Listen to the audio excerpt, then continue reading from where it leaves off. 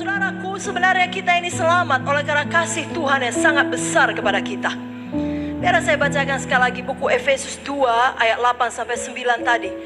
Sebab karena kasih karunia kamu diselamatkan oleh iman. Itu bukan hasil usahamu, tetapi pemberian Allah. Itu bukan hasil pekerjaanmu. Jangan ada orang yang memegahkan diri. Jadi keselamatan kita hanyalah karena kasih karunia Tuhan. Pemberian Tuhan kepada kita. Semua ini terjadi karena Tuhan sangat mengasihi saudara. Oh, jangan pernah ada seorang Kristen anak Tuhan yang berkata, tidak ada yang mengasihi saya. Biar saudara ingat Tuhan Yesus mengasihi saudara. Yohanes 3 ayat 16 berkata, karena begitu besar kasih Allah akan dunia ini, akan saudara, sehingga ia mengaruniakan anaknya yang tunggal, supaya setiap orang yang percaya kepadanya tidak binasa, melainkan beroleh hidup yang kekal. Tuhan tidak mau seorang pun di antara kita binasa. Tuhan memberikan anaknya, Bapa memberikan anaknya Yesus kepada kita. Bahkan sebelum dunia diciptakan, Tuhan telah mengasihi kita. Saudara berkata, masa? Iya. Biar saya bacakan dari Efesus 1 ayatnya keempat sampai ayatnya yang ketujuh. Di dalam Dia Allah telah memilih kita sebelum dunia dijadikan. Jadi Tuhan telah memilih saya dan saudara sebelum dunia dijadikan, supaya kita kudus dan tidak bercacat di hadapannya. Dalam kasih Ia telah menentukan kita dari semula oleh Yesus Kristus untuk menjadi anak-anaknya sesuai dengan kerelaan kehendak-Nya, supaya terpujilah kasih karunia-Nya yang mulia yang dikaruniakannya kepada kita di dalam Dia yang dikasihinya. Sebab di dalam Dia dan oleh darah-Nya kita beroleh penebusan, yaitu pengampunan dosa menurut kekayaan kasih karunia-Nya. Demikian kasih Bapa lebih lagi mengasihi kita. Bapa mengasihi saudara, mengasihi kita, mengasihi manusia, bahkan ketika kita masih di dalam dosa kita.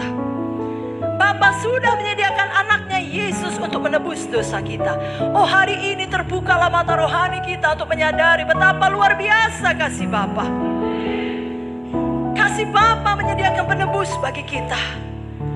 Roma 5 ayat 8 dikatakan, Allah menunjukkan kasih-Nya kepada kita oleh karena Kristus telah mati untuk kita ketika kita masih berdosa.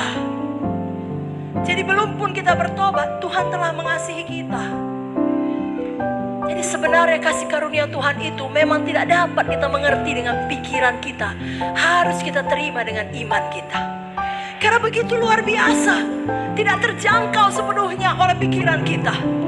Efesus 3 ayat 18-19 mengatakan, aku berdoa supaya kamu bersama-sama dengan segala orang kudus dapat memahami betapa lebarnya dan panjangnya dan tingginya dan dalamnya kasih Kristus. Wahyu 1 ayat 8 berkata, aku adalah Alfa dan Omega, firman Tuhan Allah, yang ada dan yang sudah ada dan yang akan datang, yang maha kuasa. Tuhan kita adalah yang awal, yang akhir, dan yang ada di tengah-tengahnya. Biar hidup kita ini selalu dipenuhi oleh kasih Tuhan kita. Tuhan memang tidak bisa tidak mengasihi. Itu kodrat Tuhan. Itu adalah identitas Tuhan, diri Tuhan, karakter Tuhan. Siapakah Dia? Dia adalah kasih. Kalau saudara mau memiliki kasih, saudara perlu mengenal Tuhan Yesus. Dia adalah kasih. Banyak orang mengklaim aku mengasihimu, tapi tidak pernah mati bagi kita. Yesus mati bagi kita. 1 Yohanes 4 mengatakan, ayatnya yang ke-8, barang siapa tidak mengasihi, ia tidak mengenal Allah, sebab Allah adalah kasih. 1 Yohanes 4 ayat 16 mengatakan, kita telah mengenal dan telah percaya akan kasih Allah kepada kita. Allah adalah kasih, dan barang siapa tetap berada di dalam kasih, ia tetap berada di dalam Allah dan Allah di dalam Dia. Biarlah ini jadi bagi kita semuanya. Tuhan di dalam hidup kita akan menghilangkan ketakutan kita.